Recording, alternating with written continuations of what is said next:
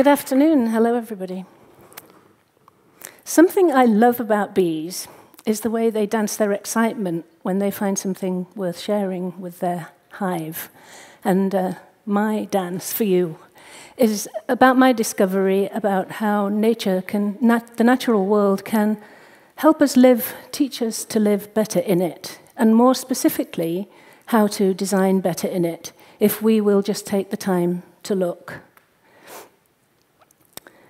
I'm going to start by talking just a little about how human-centered design has led us closer to nature, and then share some of what we've been learning about the way that natural solutions can help us solve for human desires in a more sustainable and elegant way. See the spacing here? I personally have always been really fascinated by the underlying rules and rituals and habits that guide human behavior. And my work in design has been about persuading designers and our clients to get out into the world, get curious, and look at these human patterns, because it's these, I think, that can inspire us to design solutions for people that are more innovative and more useful and actually more meaningful. Here's an example. The University of California, when they were designing the new computer science building, had in mind high-tech classrooms and labs, as you would expect. But when we actually went to the existing school and looked at the way that learning was actually happening, we found that a good deal of it was happening in between spaces, not in the classrooms at all, but in these hallways and in these casual encounters with faculty in the doorway. And this was really impromptu, but really engaging learning. And that insight led to a very different model for the new building, which was less emphasis on classrooms and formal laboratories and more use of circulation space to encourage this kind of impromptu gathering and collaborative learning. It's a very good solution. This is what I mean when I talk about human-centered design. It's design that's inspired first by observation of people in their own habitat. And it works for physical products, the design of, say, a cash machine that respects personal privacy a little more, or for those of you who've traveled far, as I did, long-haul flights that even in economy class will let you lie flat. But it also works for less tangible design problems, say the design of services like less stressful screening in the airport, or programs that are aimed at discouraging teen pregnancy. It works well across that whole range of things, and again, as I said, it's about observing people in their situation. But it's not perfect by any means at all. This is a quote I came across last year from Akira Kurosawa from his film series, very sage words. People today have forgotten that they're really just a part of nature. They always think they can make something better. They don't know it, but they're losing nature. They don't see it, but they're going to perish. The most important things for human beings are clean air and clean water, which I think you all understand. And this, to me, represents two big challenges to this human-centered design focus. The first is an environmental one. It's the things that we design that are resulting in loss of habitat, in depletion of resources, and destruction of our environment. So the question for design is, how can we work and design to reduce environmental impact? And the second is that at the same time, design is being invited into the discussion to help solve global social problems, such as how are we going to provide access to clean drinking water for the people of the world? So really to begin to tackle social systems issues. These two challenges, I think, bring us absolutely face to face and humble us to realizing our place in nature, that we are a part of nature, and that we aren't going to solve these problems unless we face that. But I also believe that it's facing nature that will help us provide solutions to some of those problems. The Kurosawa quote to me really strikes a chord, because I think that actually in part he's wrong, that I don't think people have forgotten. I certainly think you haven't forgotten that we're part of nature. But perhaps many of us struggle with trying to bring that sensibility into our day-to-day work. But what if we do? What if we start to think about nature not as a resource to exploit, but a resource to inspire? And I think I'm learning that if we look at nature in that way, we'll find that over the millennia, nature has actually solved many of the problems that we face and can help us in addressing those two challenges. For example, think about all the energy, water, and detergent that we use in cleaning. But nature cleans itself. It's structured so that, for example, the nano surface structure of some leaves and of feathers and of butterfly wings is made in such a way that it makes moisture ball up around particles of dirt and they roll away. That's the kind of principle that has guided the design of architectural products like paints and other kinds of surfaces for use internally and externally, and even fabrics like this fabric that Levi's is using on their cycling commuter jeans, self-cleaning surfaces. Think also of the kind of toxic chemicals that we use in trying to produce effective adhesives of various kinds. Nature, on the other hand, has got very benign ways of being sticky. This is a gecko foot, and it's an amazing thing in the way that it's structured. You can see how it's designed to peel. But what you can't see is even more amazing, which is the millions of tiny, tiny hairs that are in each of those ridges that create a molecular attraction to the surfaces that allows the gecko to scamper up surfaces and overhanging surfaces without falling off. And that's a principle that has been used to guide the design of self-sealing tapes, for example, and bandages that are even safe to use inside our own bodies in surgery. We also use lots and lots of energy in thermoregulation of our buildings. This little story is from Africa. You see the termite mound, which is enormous, and built in a situation of extremes of temperature change in Africa. The termites have created an elaborate system of flues and vents so that they can control the temperature to a very tight range simply by closing and opening these vents. And that's a principle that Mike Pierce used here in a shopping center in Zimbabwe, in Harare. In the 90s, he built this based on that passive cooling principle, so very little energy used there. And here's a story about another design solution inspired by nature. This is the original bullet train from the 60s in Japan, the high-speed rail, the Shinkansen. It looks just like a bullet.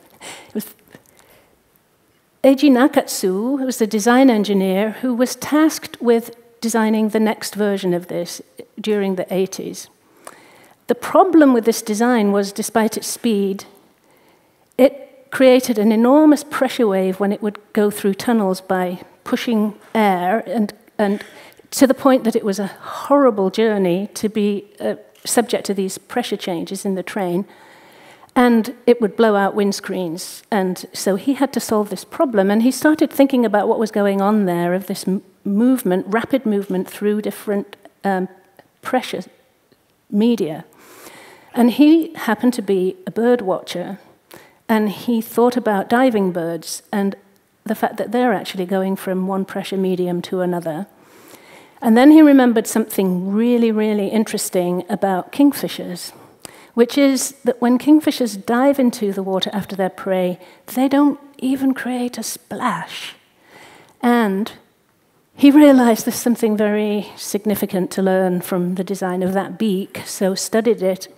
And you can see in today's Shinkansen a very different design, which is now a smooth ride, quiet, and by the way, which was not his goal, but it goes 10% faster and uses 20% less fuel to do so.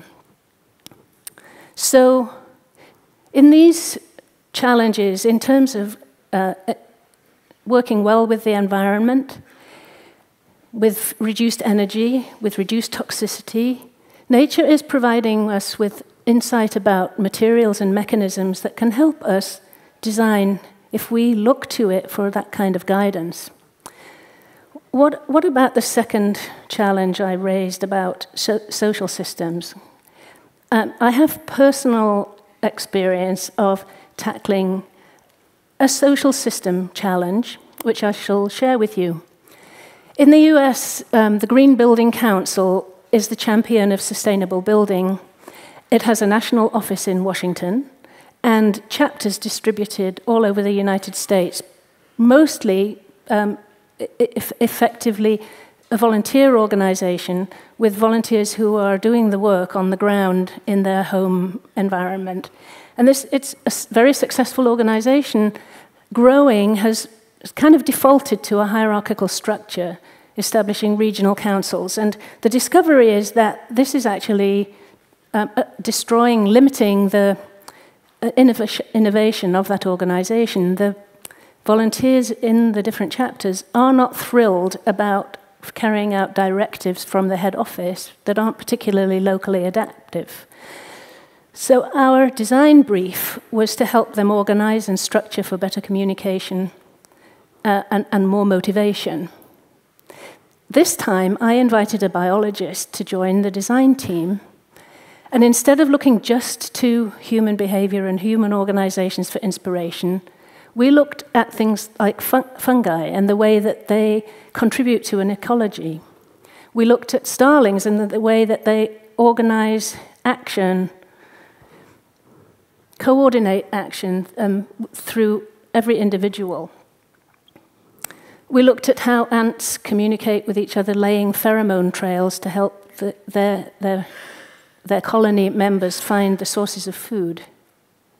And right from the start, hearing these stories and going into the outside world to investigate these examples, we started to find new models and metaphors that applied to this design challenge.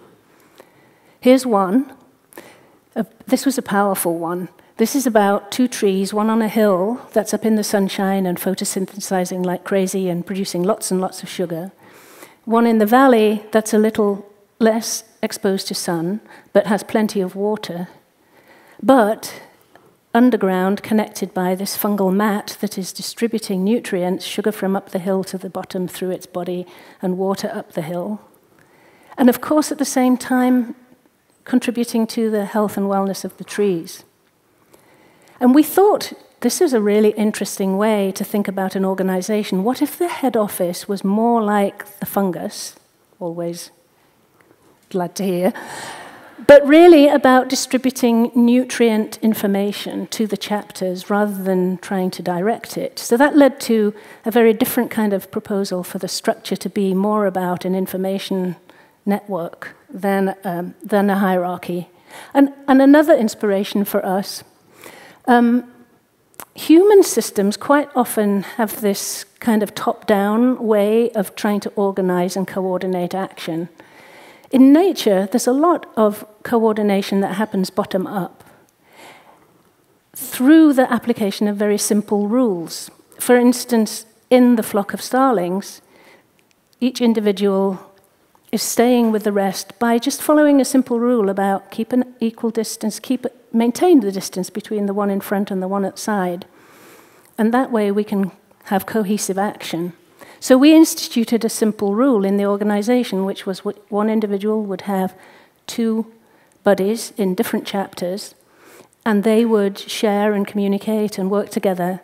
And then you imagine that scaled up across the whole organization. You have this interlaced network, which is aligning people in goals and information without the need for a top-down communication system. So this we found to be a very powerful way to help restructure the organization. So with that second challenge too, we're finding that nature is able to teach us about some interesting ways to think about our problems, really providing us with new models and metaphors for approaching our design challenges. To me, the experience of working with that biologist as part of the team was literally eye-opening to me. First, I learned that I can bring my own personal fascination about nature into my work in a really, really effective way. I learned that it's not in conflict with human-centered design. Actually, I think of it now as an evolution of human-centered design. It's simply asking us to think of our place in nature and our interdependence with it and expand our view. So while I'm encouraging people to go and look in the world, not just at human art and human solutions, but at the world and what nature has already evolved over time. So just to sum up and conclude, if we more humbly take our place in nature and look carefully at it, we will find new ways to solve our own problems. In particular, nature, I think, helps us appreciate the interconnectedness of everything rather than thinking about discrete issues, rather like the underground root system that connects these aspen trees. And finally, nature's stories are really fascinating, and they make us want to share these sweet discoveries we make with each other, with our team, to build on. Design is very difficult. There's always challenges, and I'm seeing huge motivational benefits in encouraging designers to leave the studio and get out into the world. They come back inspired. It's really compelling and motivating and helps us see our ideas through, push through the barriers and difficulties of implementation. So it's incredibly motivating. Remember the design engineer for the Shinkansen? He was asked, what's the best way for us to really learn from nature?